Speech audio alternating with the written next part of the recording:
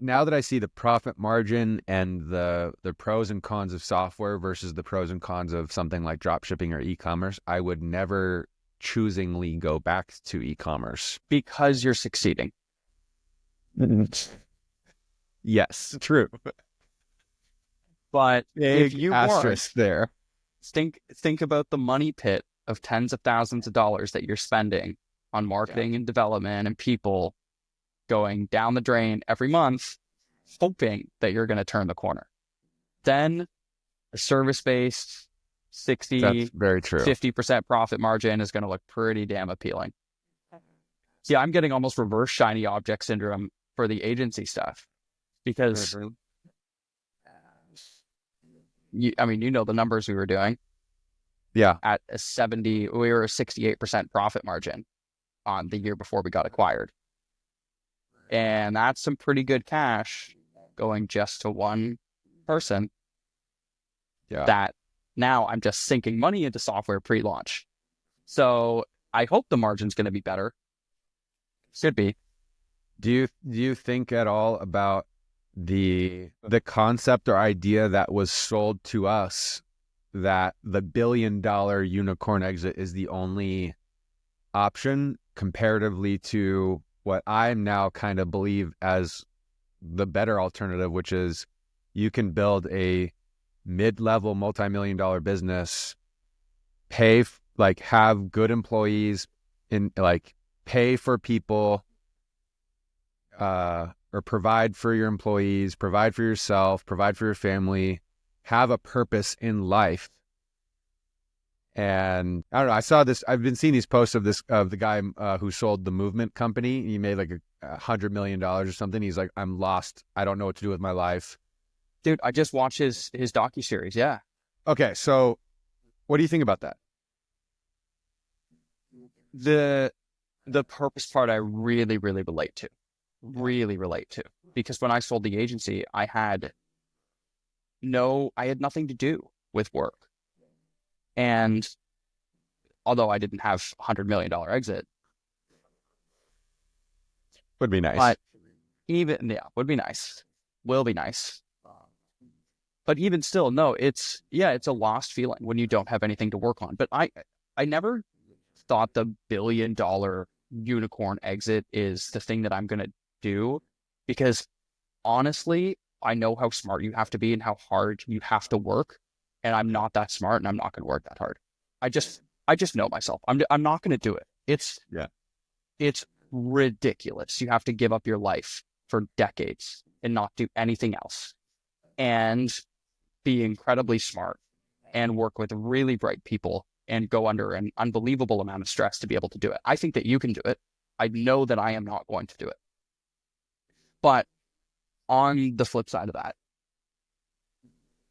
in a service-based business and sometimes in e-com, the rate at which you're able to grow your personal net worth decreases by a percentage incrementally as you acquire more wealth.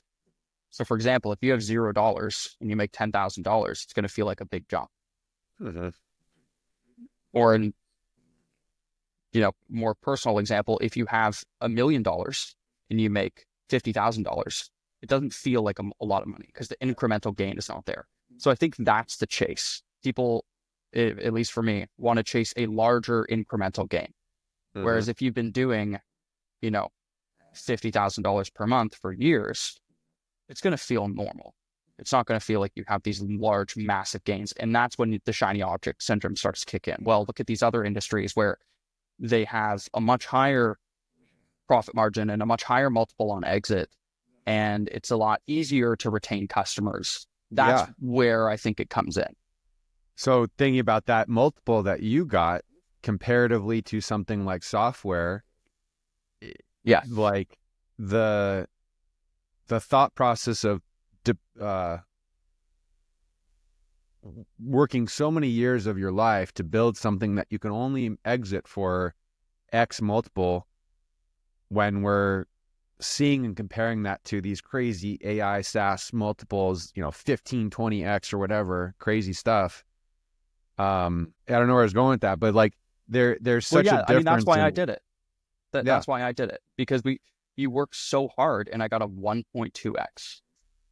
So do you think it would be better in that scenario? And it's, we're playing hindsight now, but like to keep that agency or to keep that business cash flowing at 70% margin at, whatever amount of money that you're doing per month, comparatively to only selling for whatever the margin was. Yeah. Okay. Two answers there. To answer your second question directly, I realized after selling that whether I sold or not, the work I had to do, which was removing myself and removing key man risk for the buyer, I had to do it anyways. If you're going to sell, you have to remove yourself from the daily operation of the company. Otherwise, there's key man risk, and the service-based agency is worth nothing. If you want to keep the company and let it cash flow, but not be tied to 8 hours of customer calls every day, plus all the other bullshit managing a team, you have to remove yourself anyway. So no matter what, you have to remove yourself. I'm speaking with a friend of mine who's in the same position. He has an agency that's about 3 times the size of me. It's just putting up pretty crazy numbers every month. And he goes, I keep thinking about selling. Like, you just went through the acquisition. That's amazing. I want to do it, but nothing beats the cash flow of an agency.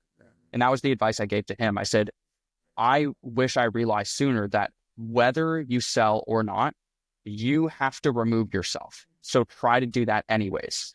And also, the customers don't care about you as much as you think they do. Like, you think you're this super high level consultant, high level agency owner where the customer values your opinion over anybody else on your team more. It's not true. If you hire someone and you tell the customer, you give your stamp of approval on your right-hand man, and you tell them, hey, this is the guy that's taking over because I'm focused on this other thing that's going to help our business, which will help your business. So now you're going to chat with John. You're not going to chat with me, but I'm going to be here the entire time. I'm going to manage the transition. Your customer is going to be like, yeah, cool. I don't care. Whatever. Just give me the results. So yeah, you have to remove yourself, whether you sell the company or not. Sorry, I'm going on a bit of a rant here, but no, it's good. I forgot the other point I was going to make. Anyway, I'll end with that. Selling. Oh, the multiple. Yes. Yes. Multiple, yeah. This was the dream that I was sold, not the $1 billion unicorn. The dream of, you have to work really hard anyways. So would you rather work really hard on something that has a 1.2x exit like I did in the agency? Yeah, I was sold the dream that you're going to work really hard anyways. So why work on something that exits for 1.2x when you could work on something that exits for 5 to 10x? That's true. But the huge caveat is, if you're kind of dumb like me, you not only have to work hard, but you have to be really smart. If you're going to build software, you have to be smarter than someone who is building an agency. So if you know yourself and you have no technical knowledge and you're not that bright and you don't like reading and figuring out complex problems and doing basically engineering work, then you might not be smart enough to do it. And that's just a reality. So you have to work hard either way, but the more difficult the business is, the smarter you have to be, and the harder you have to work, the more mental power you have to put in to figure out complex problems. So just keep that in mind. If you're getting shiny object syndrome going into software, unless you're willing to really fucking figure it out and sink a bunch of money into it, you might want to think twice. Or use a white label platform like Stammer.ai. Which is probably the best option, because you can sell like a service and fulfill like a software, which was our company motto actually for the longest time. Sell expensive services, but fulfill in the easiest possible way possible. I think that's one of the captions that Facebook AI or whatever, like how they use AI to rewrite your ad captions now, or like give you suggestions. That was one of the ones that they put in there. Sell like a service, fulfill like a software. Yep. That was literally our company model for like 4 years. And that was to remind the team, fulfillment should be find a way to automate the fulfillment as much as you can without diluting quality, because that's the way you scale an agency. And that's why you need Stammer. Exactly. There you go. Full circle. Awesome. Well, this is good. Sorry, I took over the end of it, but I think No, it's no, good lessons.